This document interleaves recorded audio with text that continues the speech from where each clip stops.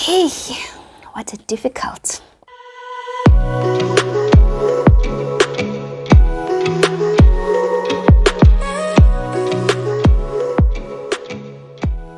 Hey guys, and welcome to another acting tips video with me, Dineo Rasedile. If it is your first time tuning in, welcome to my channel where I share not only acting tips and film fun facts, but also my own personal experience and growth and journey in the TV and film industry. So go ahead and click that subscribe button so that you can become a VIP and have a front row seat on this journey here with me. So today I decided that since I had so much fun with the last one, I should do another Q&A. If you didn't catch the last one, which was all about agents, please make sure you do so. And today we are talking all things on-screen acting. So I asked a question on my social media pages. What is it that you have always wanted to know about on-screen acting? Anything you've been confused about? Anything that you've always wondered? And you guys came through with some very interesting questions, which is what we are going to get into today. I have my tea here, guys. I hope that my voice is gonna pull through because I am seeing proper flames, but I've got my ginger, lemon, turmeric, what concoction going on here to just help me. But I'm just gonna get right into it because some of these need a bit of unpacking and I want to make sure that I answer them as thoroughly as I possibly can. So I'm gonna start with the questions that I got from Instagram. And the very first one is, how do you put yourself into character before shoot? All right, so I'm pretty sure I've spoken about this though in my previous videos, but basically from my training, we focused mainly on like the Meisner technique and the Stanislavski method. And I'm pretty sure that I borrow from a number of different acting techniques. I don't think I can like definitely say that this is a technique that I religiously stick by. So I borrow from different things and it also depends on the character and the show or whatever. But one thing that I definitely always do is I ask myself a lot of questions, and I answer as a character. So I have done a video and I'll hoy the link up there on Uta Hagen's 9 questions. Is that how you say her name? Uta Hagen. Uta Hagen. Uta Hagen. Uta Hagen's 9 questions. And I find that it's a nice place to start. Just to get your head around the story, your character. It's a nice place to start building from when you're creating your character. But lately I've also found that to put myself into character, to get myself into character, I've been using a lot of music. So I'll make an example with my last character that you guys have seen, which was Itu on Justice Served. Before every single one of my scenes with Punch Kasela, who plays Menzi, I would listen to Bonnie and Clyde by Beyonce and Jay-Z. And I felt that just the lyrics, the mood, everything, it put me in Itu's mindset and how Itu sees Menzi. So I found that music lately works a lot for me, but I have to be so particular in selecting whatever songs I put in the playlist for my character. But yeah, it's a new thing. I haven't been using music ever since. Like this was, I think, probably the first character where I used music to help me get into character. Oh! Another thing that I have mentioned before is wardrobe and makeup. So when I step into wardrobe and I see myself in my character's clothes and I sit in the makeup chair and they start putting that makeup on, it also really helps me to get into my character's mindset. So all those things tied together, as well as a little chat with the director before, it all helps to get into character. Okay, I hope that answers. Okay. Take us behind the scenes of how you made Itu's killing scene so convincing.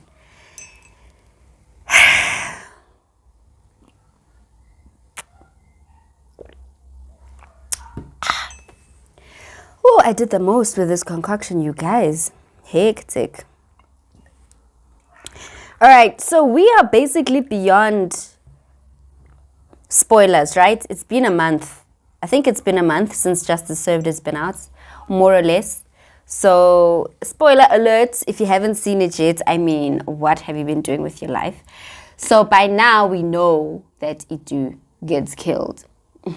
But before I even like delve into it, can I just say that without any doubt, Itu's scene where she gets shot is by far the coolest, most amazing thing that I have experienced in my career to date.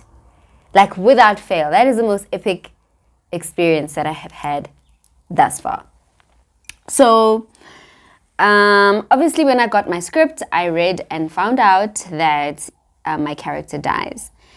It was written quite differently to what it actually ended up becoming, like in terms of how she gets shot, gets killed. It changed a bit in the development of, production. And when they had finally settled on how this was actually going to happen, it was now I was going to be on top of that car and just get taken out like that. Unexpected, nobody's seeing it coming. It just like rocks everybody. So initially I was meant to have a stunt double, and I did have a stunt double. I don't know how I did not take a photo with my stunt double, you guys. That girl looks so similar to me. It was scary. Like every time I caught her like with my eyes, I would literally, like, my heart would stop beating for like 2 seconds. It was so creepy. And I can't believe I forgot to take a photo with her. But anyway, I had a stunt double. But a couple of weeks before we actually shot the scene, the director and the stunt team approached me and they were like, you know what, we've been having a chat and we think that it would be really epic if you did that stunt yourself. And at first I was like, what? Especially when they told me, because initially I was just going to get shot. But now when they made it that way from like the top of the car, I was like, yeah, I don't know about that. And they were so reassuring. The stunt team, you guys, was so encouraging, so empowering. He came to me, the head of the stunts, he came to me and he was like, listen, I'm 100% sure that you'll be able to do it. It's going to look so beautiful. They won't have to like cheat a shot to make it look like they will be looking at you and you just get taken out and you're going to feel like it's going to be amazing. On the day of, we rehearsed so much. I had a squib on. So they squibbed me up. A squib is basically like I'll put like a description thing there because I don't want to like explain it in a boring way. But it's basically something that they use to create like gunshot illusions. Is that the word to use? But it was my first time seeing a squib. I knew of one and I have been on a set where they use one, but I never actually saw what it is and how it gets like put together and stuff. So they put the vest on, they explained exactly what's going to happen. I rehearsed so much. That was a very long shoot day to shoot that scene. And yeah, man, it was so amazing. But basically it was a combination of having this epic team, the director and the stunt team, my co-actors. Everybody had to be so supportive of me on that day. And it was just incredible, man.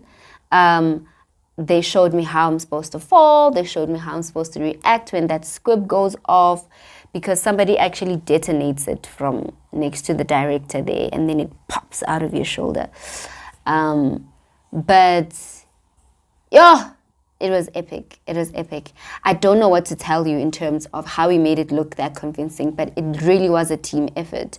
Everybody was so thorough in explaining what they needed from me. And I appreciate it to this day. Like working with a team that can so clearly articulate and paint a picture for you in terms of what they want from you, and then you also coming in with however you're feeling. It was such a collaborative effort, an incredibly collaborative effort. And yeah,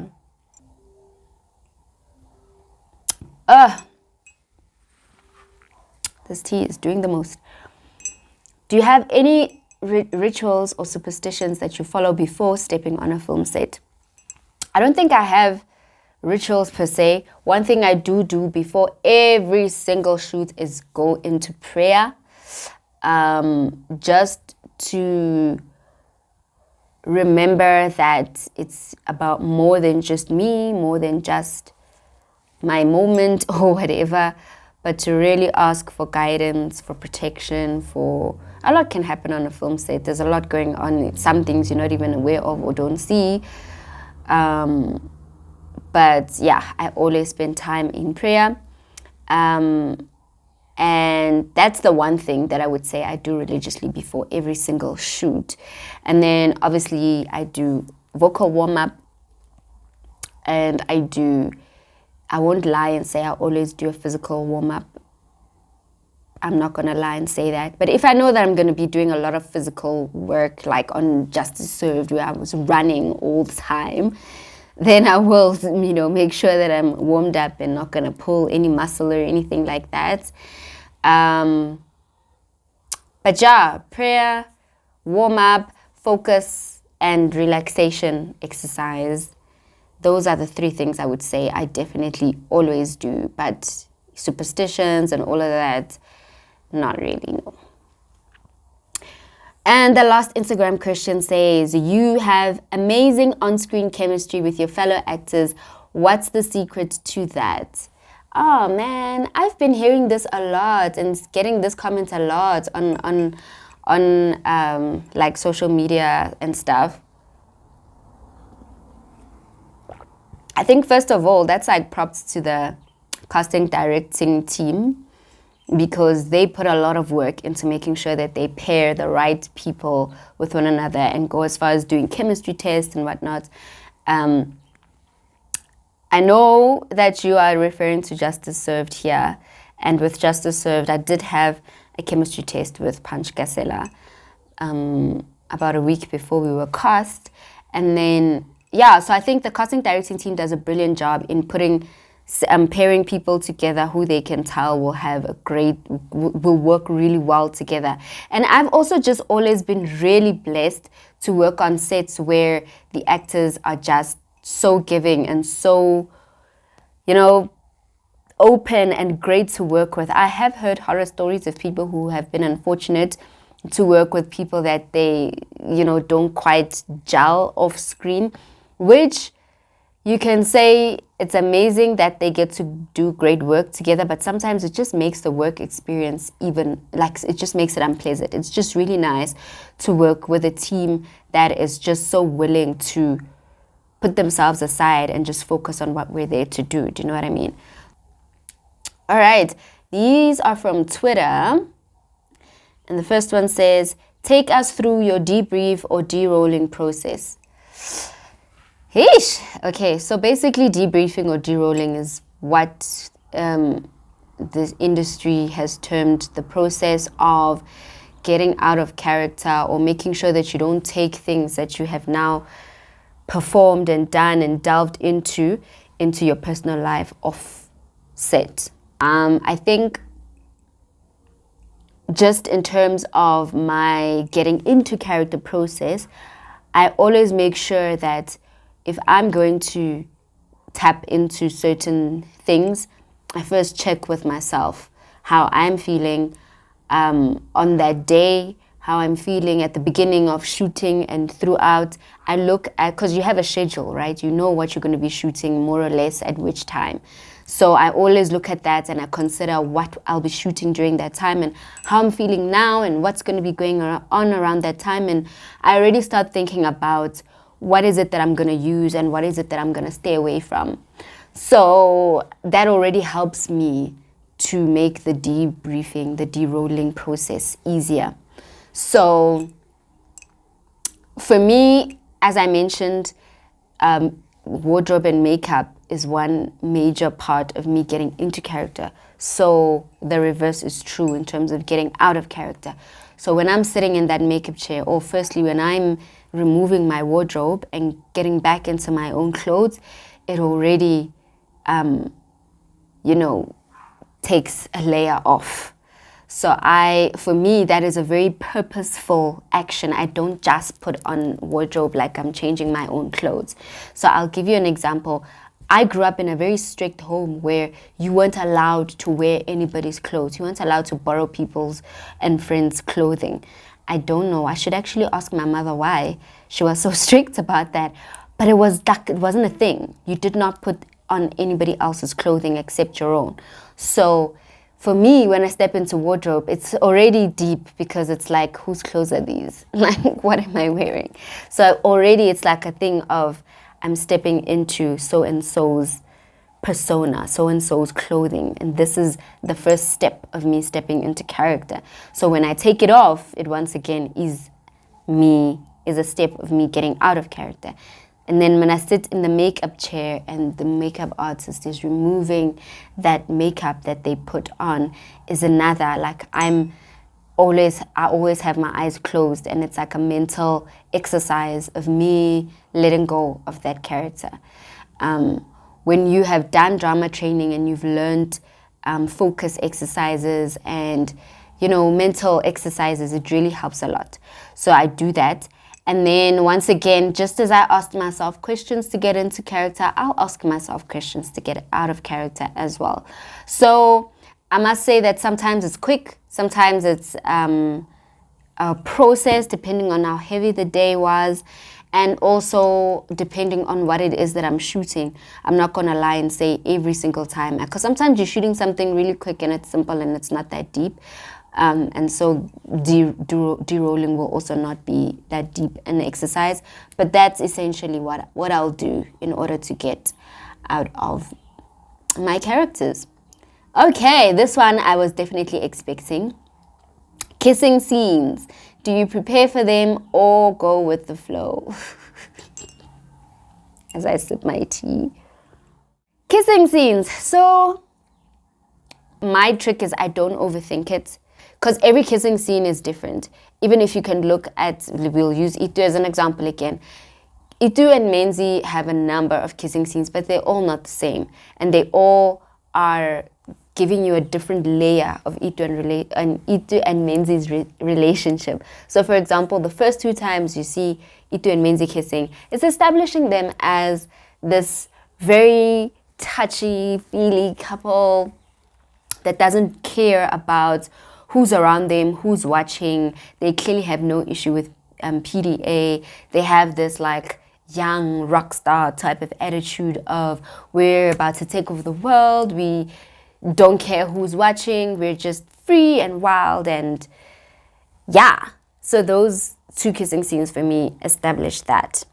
Then we have the kissing scene where we see her running from the police base camp, and she like lands in Menzi's arms and she kisses him. She's terrified there, she's scared, she's exhausted, her adrenaline is all over. And that for me established how much she depends on Menzi, right?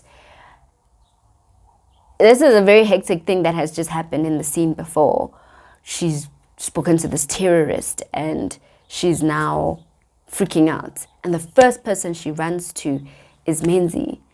And that kissing scene for me is a totally different energy to the ones that we've seen before.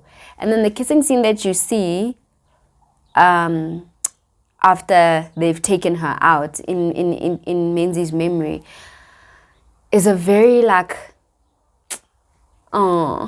it's in the alley.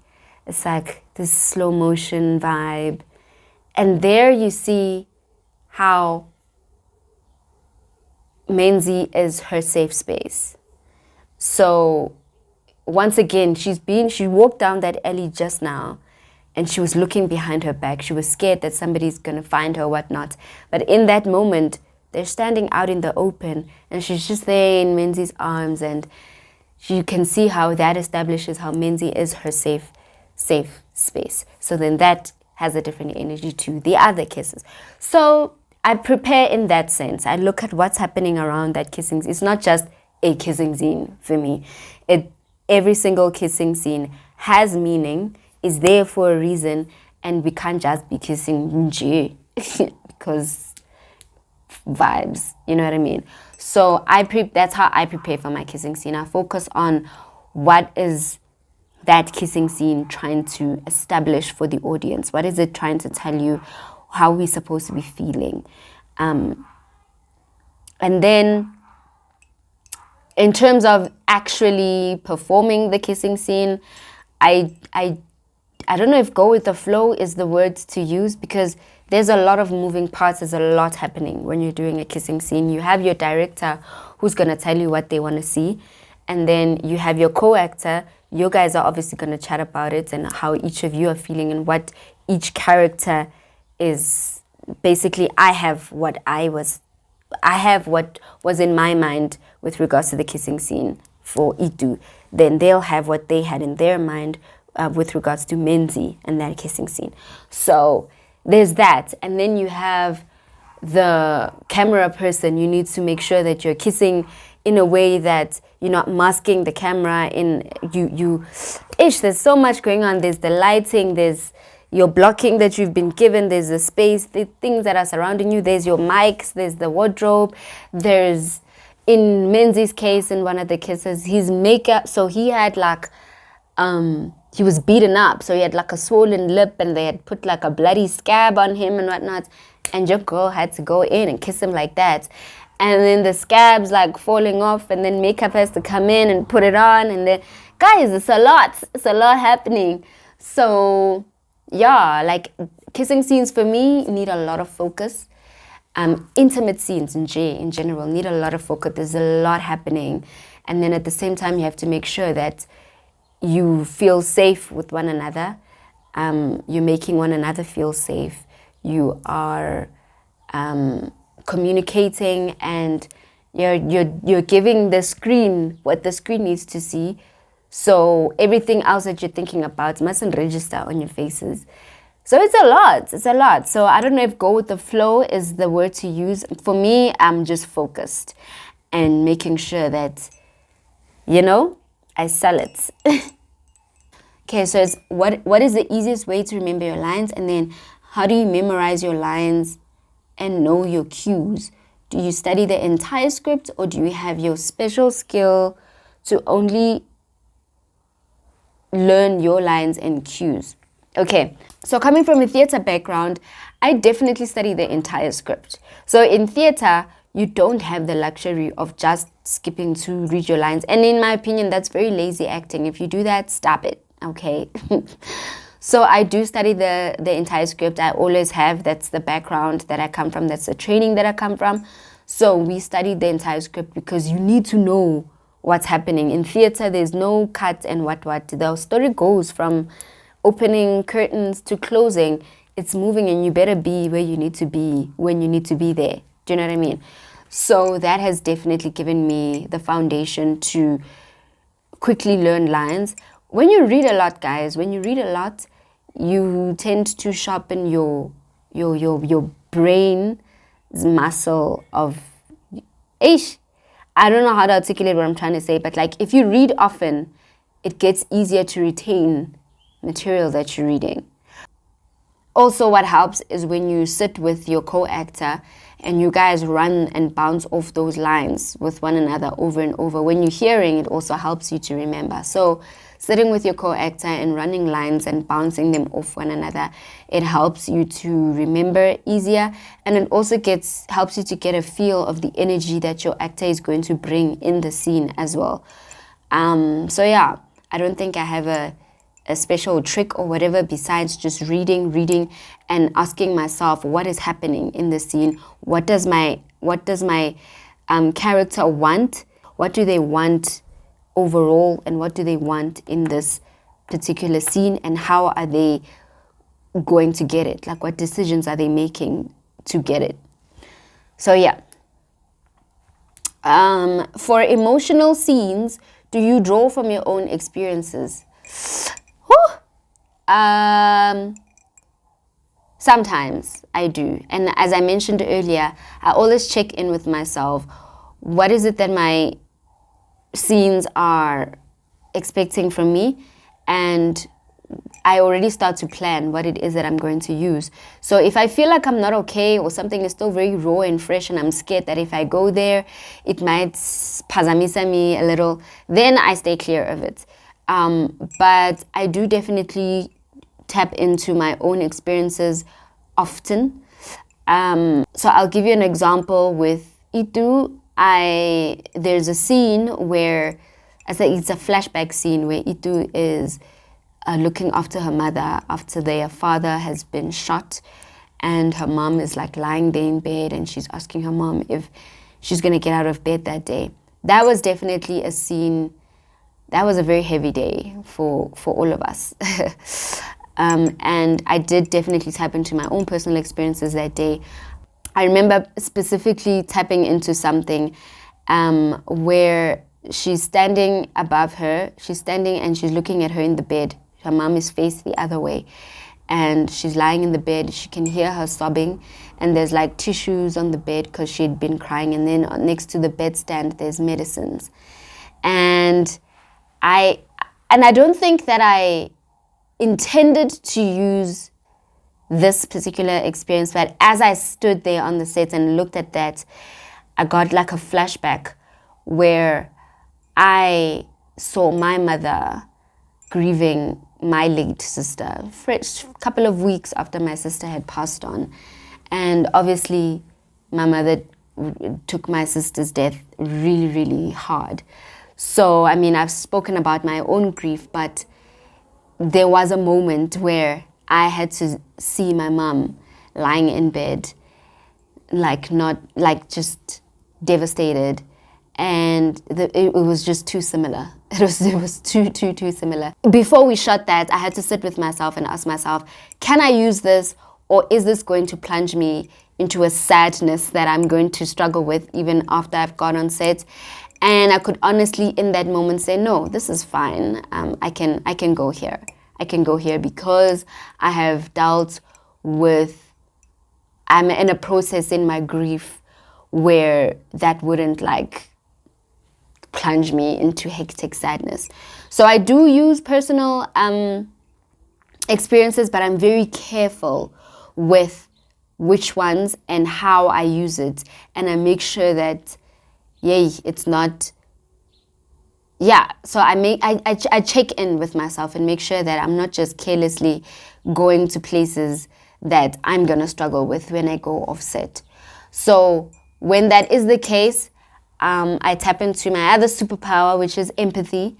My previous role that you guys have seen me before, Justice Served, was the estate.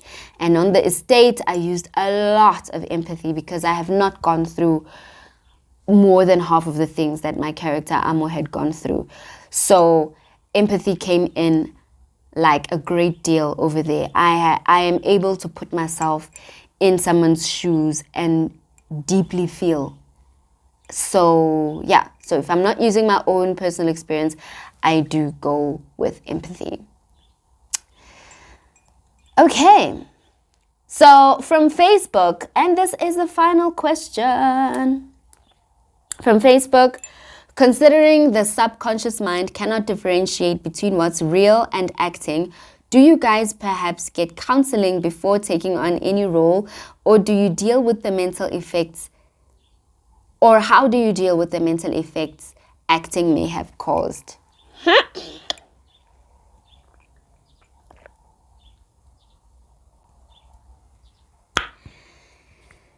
Hey, what a difficult. So, in an ideal world, there would be tons and tons of counseling available for us actors before we delve into these hectic things. But you know what I've found on an amazing set, which I've had the pleasure of working on amazing sets.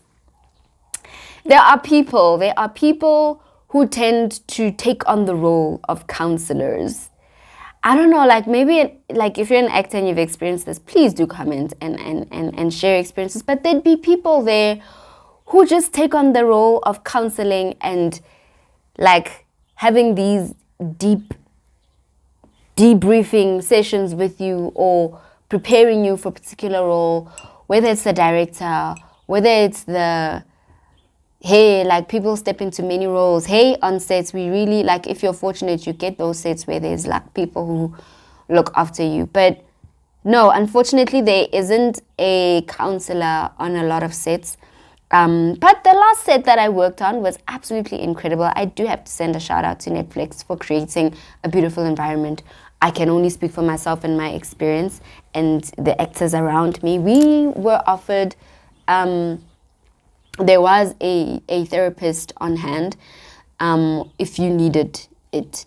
So that was a great experience to have. And considering also the amount of work, you know, that went into putting a show like Justice Served together, I think that they did a lot of work to make sure that they covered their bases in terms of making sure that we're okay and we can deliver the goods. So yeah, but that for me was a very rare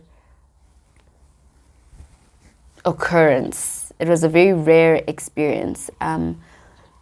Typically, there isn't a counselor, and you have to take it upon yourself as the actor to make sure that you look after your mental health. You have to take it upon yourself to make sure that your process is one that you put yourself first in terms of making sure that you're healthy physically, mentally, emotionally, spiritually. You have to look after yourself so much. I mean, I advocate for this all the time. You have to make sure, I mean, it's great to get the shots. It's amazing. Get the shots, but then also you must remember that you still have to go do life after that. You're the one who has to go and still be a daughter, a sister, a girlfriend, a wife, a mother, a whatever, a friend. And now if you constantly putting yourself in these heavy, spaces, and then you're not making sure that you're okay, I can only imagine how it can end up depressing you. So, yeah, unfortunately, at the moment where our industry is at, we still have to do a lot of the taking care of ourselves. Action of all these new stakeholders. Can I use it? Is it the word stakeholders the right word? That there will be more steps in the right direction and there will be more care towards cast and crew, because we do go through a lot to bring you the amazing productions that you get to watch. A lot goes into it, and especially for young actors, who are just starting out, figuring things out as you go is great and all, but it can also be very dangerous for yourself and unhealthy. So it's great when we can talk and when we can share knowledge and share wisdom and share our experiences so that the next don't have to suffer. This was fun. Thank you so much to each and every single person that sent in a question. I absolutely love Q&As. It's literally like, I think this is like my favorite feature on my channel now. Do let me know what it is that you would like to see more of on my channel. I am trying to be consistent. I am trying to make sure that more than a week does not go by without me putting up some content. And I think I've been doing pretty well lately. I mean, I think I deserve champagne clinks for that. Cheers to me. And cheers to you guys who have all subscribed. If you haven't yet, please do click that subscribe button and the notification bell to make sure that you don't miss any videos that I may put up, that I will be putting up in the future. Shout outs to each and every one of you that keeps tuning in. And that is it from me today, and I will see you on the next video.